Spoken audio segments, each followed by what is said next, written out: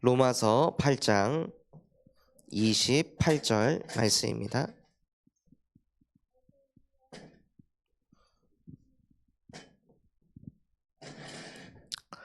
로마서 8장 28절 말씀.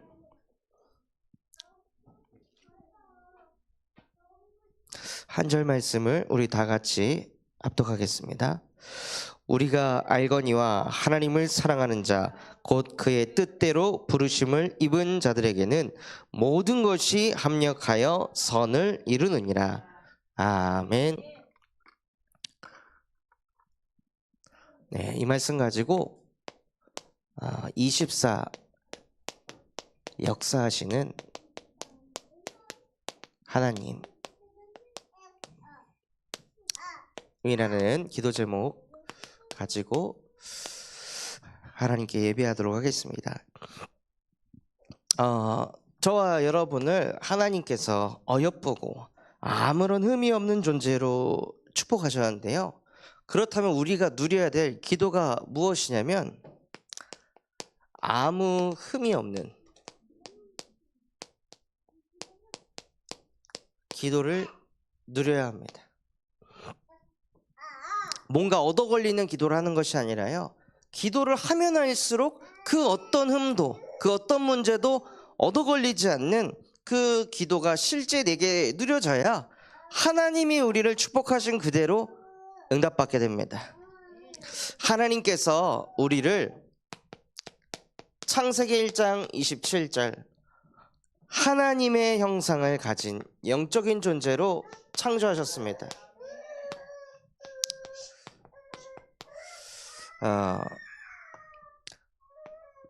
그래서 저와 여러분이 누구를 알아야 되냐?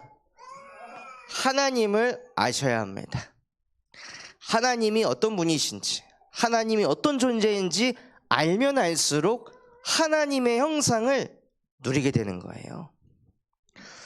그래서 하나님께서는 어떤 분이시냐? 요한복음 4장 24절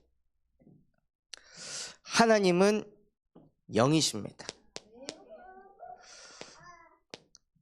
영이신 하나님이 자기의 형상으로 우리를 창조하셨다는 것은 우리 또한도 영적인 존재로, 또 하나님께서 요한복음 1장 1절에 태초에 말씀이 계시니 말씀이 곧 하나님이라. 또 그 말씀이요, 말씀으로 모든 것을 창조했다고 하셨습니다. 그래서 우리가 믿는 하나님은 말씀이시며 말씀으로 모든 것을 창조하신 창조주 하나님이십니다. 또 하나님께서는 어떤 분이시냐? 하나님이 자기 자신을 이렇게 표현하셨습니다. 불신앙 많은 아브라함한테, 안 된다고 생각하는 아브라함한테 하나님 이 문제는 절대 안 될 것 같아요 라고 자기 생각, 자기 기준에 잡혀있는 아브라함에게 하나님께서 자기 자신을 어떻게 표현하셨냐면요, 나는 전능한 하나님이라. 너는 내 앞에서 행하여 완전한 자가 되라. 우리가 믿는 하나님은 영이시고 말씀이시며 창조주이시며 전능하신 하나님이십니다. 또 하나님께서 불신앙 가득한, 자꾸 자기 흠을 보는 하나님, 저는 말도 잘 못하고요, 저는 이미 범죄를 저지른 범죄자이고요, 저는 이미 나이도 이렇게 많고요, 저는 아무것도 할 수 없는 연약한 존재예요 라고 이야기하는 모세에게 하나님께서 자기 자신을 이렇게 표현하셨습니다. 뭐라고 말씀하셨냐? 출애굽기 3장 14절에 나는 스스로 존재하는 자라. 영원 전부터 영원까지 하나님은 스스로 존재하실 수 있는 분이십니다. 인간은 스스로 존재할 수 없는 존재잖아요. 우리가 있으려면 우리 위에 부모가 있어야 되고, 부모가 있으려면 그 위에 부모가 있어야 되고, 절대 혼자서 존재할 수 없는 게 인간입니다. 그 어떤 것도 혼자 존재할 수 없습니다. 이 칠판도 혼자 존재하지 못했고 어느 인간이 이 칠판을 디자인하고 어느 기계가 이 칠판을 만들어내고 어느 사람이 이 칠판을 조립을 했을 것입니다.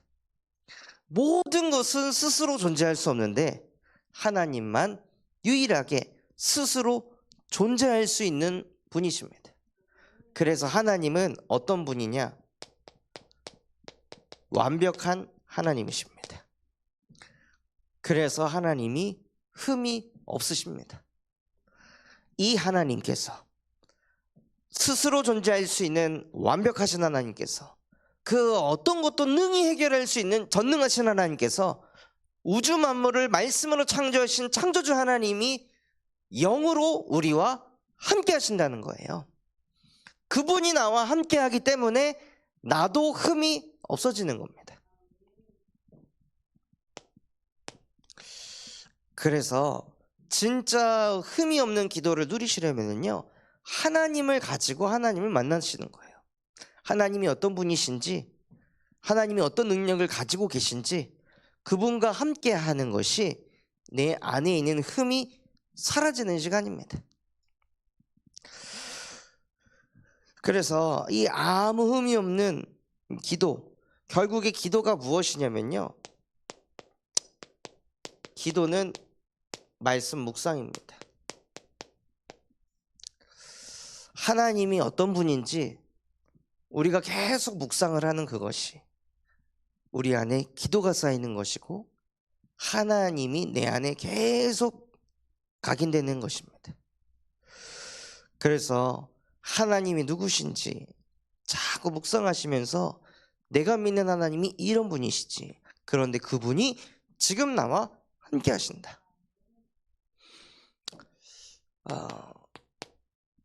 또 무슨 기도를 하냐면요, 우리에게 있는 이 흠을 초월하는 기도를 누리시기 바랍니다. 하나님께서 우리를 자기의 형상대로 창조하셨는데 이 능력을 가진 하나님이 자신의 영을 인간에게 쏟아 부었는데요, 이것을 아담과 하와의 창세기 3장 사건으로 인해서 하나님의 말씀에 불순종을 하게 되니 이것을 잃어버린 거예요. 이것을 잃어버리고 하나님의 형상이 완전히 무너지고 어떤 형상으로 사람이 태어났냐? 아담의 형상으로. 하나님의 형상을 잃어버린 아담의 형상으로 모든 사람이 창조되기 시작했습니다.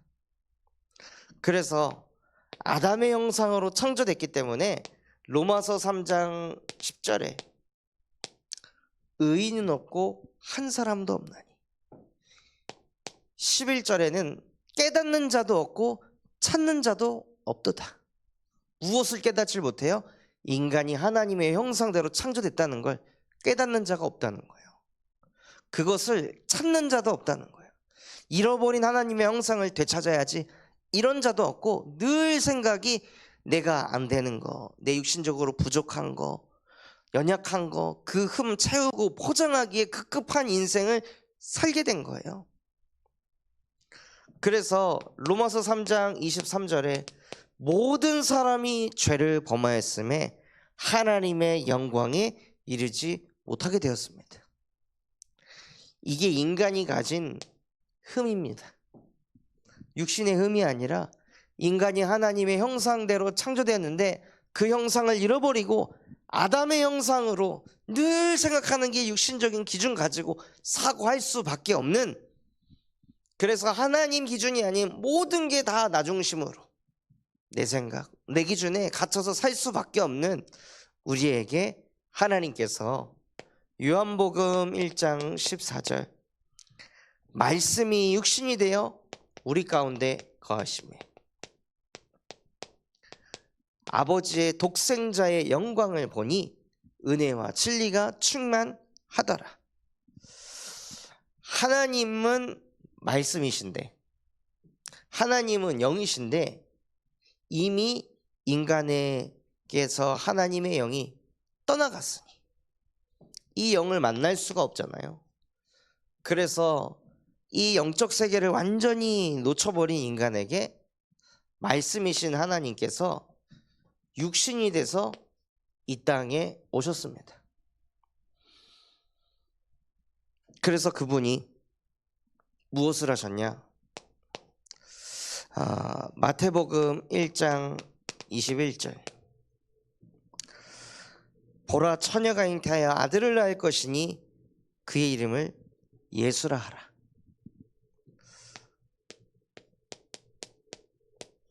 이는 그가 자기의 백성을 그들의 죄에서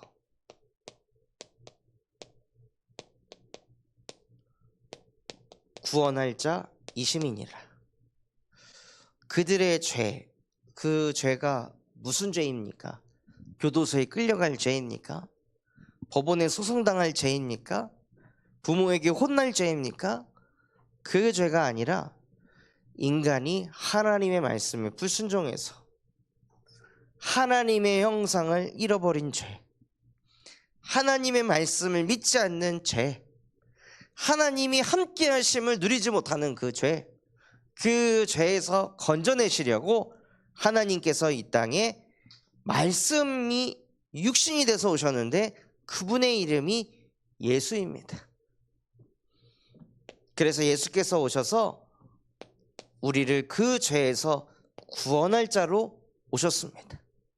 그래서 이분을 마태복음 16장 16절 말씀처럼 이 예수가 나의 그리스도이시며 살아계신 하나님의 아들이십니다 라고 그것이 들려지고 믿어지고 고백되어지고 선포되어질 때 우리의 흠을 초월하게 하시는 거예요. 흠이 있는 자이지만 그리스도 때문에 이 흠이 문제되지 않는, 이 흠이 얻어걸리지 않는 존재로 우리를 초월시키셨습니다. 이 그리스도를 깨닫게 되면요, 고린도후서 4장 4절에 그리스도는 하나님의 형상이니라.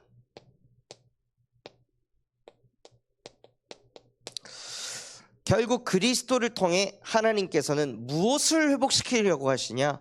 하나님이 원래 우리를 창조하신 그대로 하나님의 형상을 회복시키려고 하신 거예요.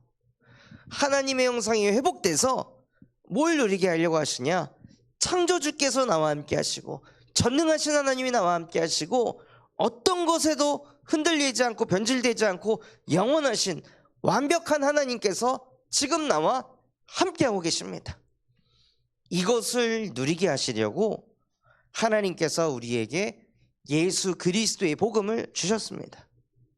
그래서 우리의 흠을 초월하려면요, 예수가 나에게 그리스도가 되는 그 기도 속으로 들어가시는 거예요.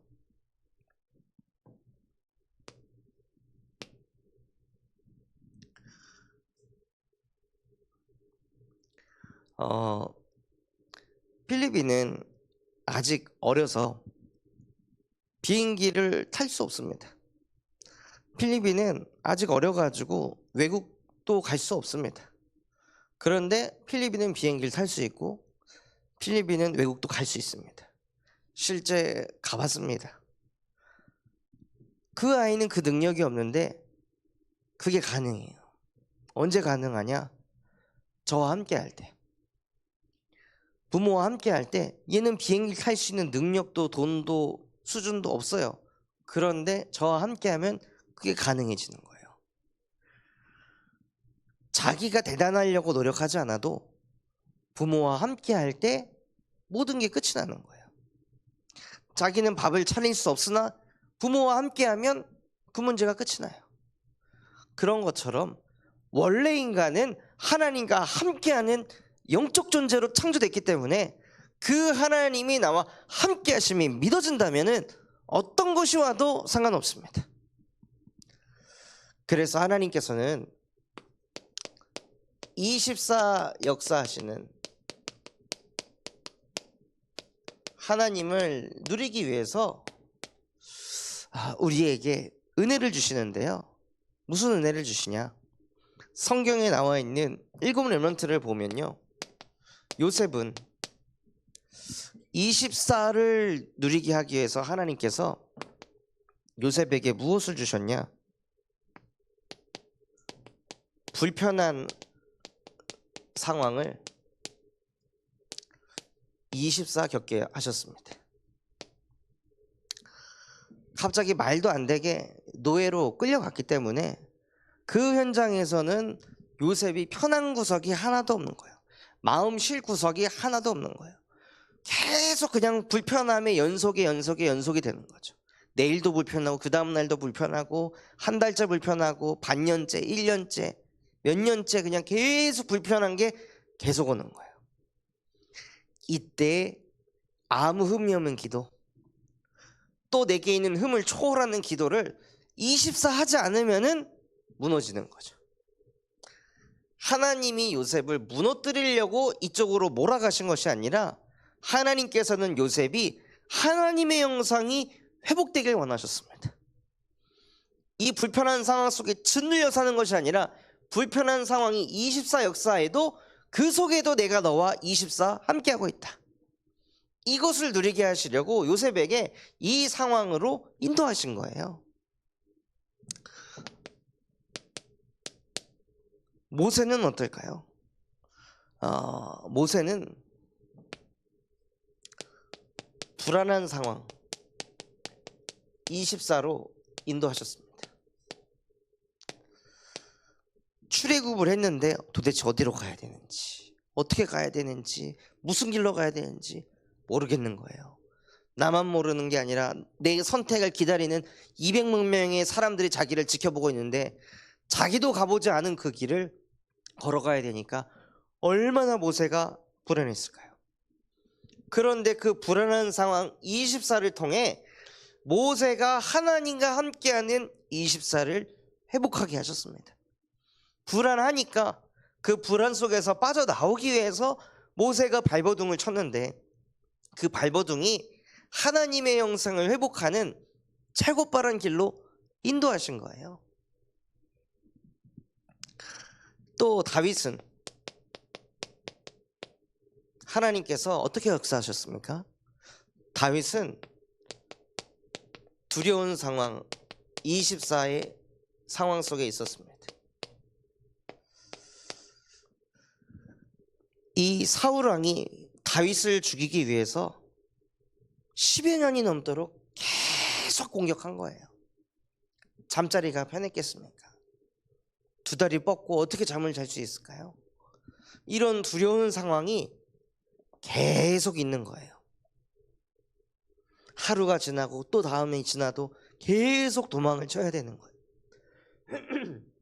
그럴 정도로 두려운 상황 24가 오면은 공황장애가 와야 되는데 다윗은 왜 여호와가 나의 목자이시기에 나는 부족한 게 없습니다. 두려운 상황 24가 오니까 나의 힘이신 여호와여 내가 주를 사랑하나이다. 어떻게 고백이 이렇게 갈까요? 두려운 상황이 계속 몰려오는데 여호와가 나의 방패시며 여호와가 나의 요새이시며 여호와가 나의 힘이십니다 하고 이 두려운 상황 속에서 다윗은 하나님의 형상이 더욱더 회복되었습니다. 사무엘은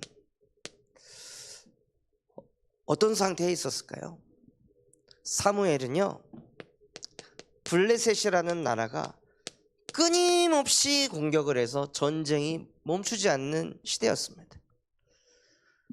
좀만 있으면 자꾸 공격 오고 젊은 사람들은 전쟁터 가서 다 죽어나가고 이게 계속 반복되는 그 전쟁 24에 있는 그 시대 속에 사무엘이 그 속에서 더욱더 하나님의 형상을 회복하고 더욱더 하나님의 말씀에 집중해서 그 전쟁을 끝내도록 만든 거예요.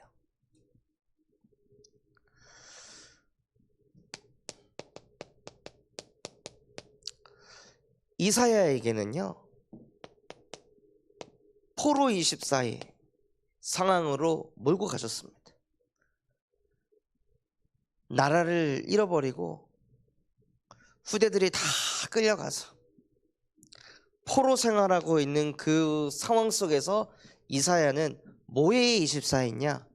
밤나무 상수리 나무가 배임을 당할지라도 그루터기는 남아있는 것과 같이 지금 내가 포로이고 지금 우리 후대가 포로일지라도 상관없다.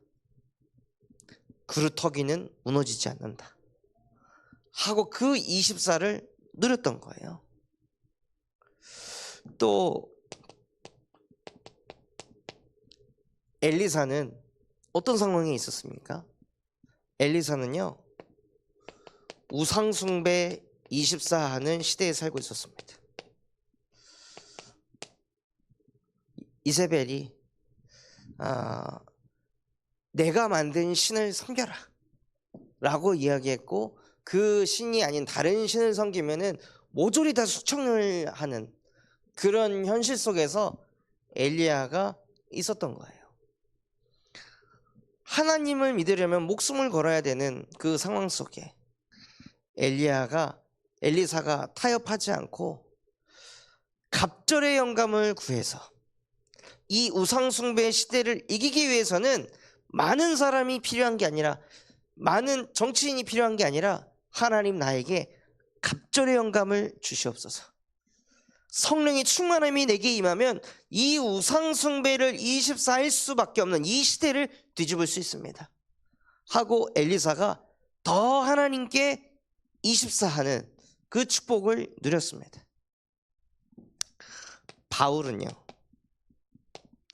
바울에게는 전도운동한다고 인정받고 칭찬받는 것이 아니라 핍박과 환난이 24 역사했습니다. 어느 지역 가서 전도운동하면은 유대인이 따라와가지고 선동해서 쟤 이상한 사람이야, 쟤 사이비야, 쟤 이단이야 이래가지고 복음 듣고 은혜 받은 사람들이 갑자기 돌을 들고 바울을 돌로 쳐 죽이려고 하고, 그런 것이 지역을 다니면서 복음을 전하면 핍박자들도 같이 따라다니면서 바울을 계속 공격하려고 했던 거예요. 바울이 지역을 옮겨 다닌 이유가 그 핍박과 환난 때문에 옮겨 다녔거든요. 그런데 이 핍박과 환난을 그렇게 많이 당하면 진짜 내가 복음 전하다 죽겠구나, 이제 그만해야겠다, 여기에 한 게 아니라요, 바울은 더 전도에 24했습니다. 어느 정도 24했냐?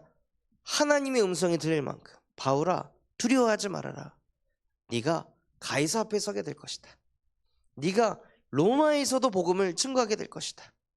얼마나 24를 했으면은 핍박과 환난에 얻어걸리지 않고 하나님이 주시는 말씀 가지고 계속 24의 응답을 받게 하신 거예요. 그래서 24 역사하시는 그 하나님, 렘넌트 7명에도 이렇게 역사하셨습니다. 그래서 결론으로 오늘 읽었던 말씀에 로마서 8장 28절에 보면요, 하나님께서 곧 자기의 뜻대로 부르심을 입은 자들에게,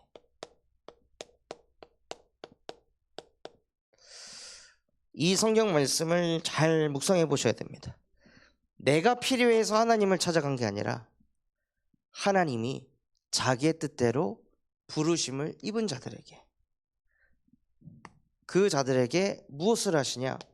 모든 것이 합력하여 선을 이룬다고 말씀하셨습니다. 이 렘넌트 7명이 바로 그 증거입니다. 자기가 원하는 대로, 하나님이 원하는 대로 부르심을 받은 요셉, 모세, 다윗, 사무엘, 이사야, 엘리사, 바울, 이 사람들이 하나님의 뜻대로 부르심을 받으니 이들에게 일어나는 모든 것이 합력해서 선을 이루었습니다. 그래서 우리가 이 속으로 들어가야 됩니다. 하나님의 뜻대로 부르심을 받은 자가 된다면 우리에게 일어나는 모든 것은 합력해서 선을 이뤄서 무엇을 누리게 하시냐? 하나님의 형상을 누리게 하실 것입니다. 그래서 24 역사하시는 하나님이 내 안에 역사하시는 그 축복을 누리시기를 예수 그리스도 이름으로 축원합니다. 받은 말씀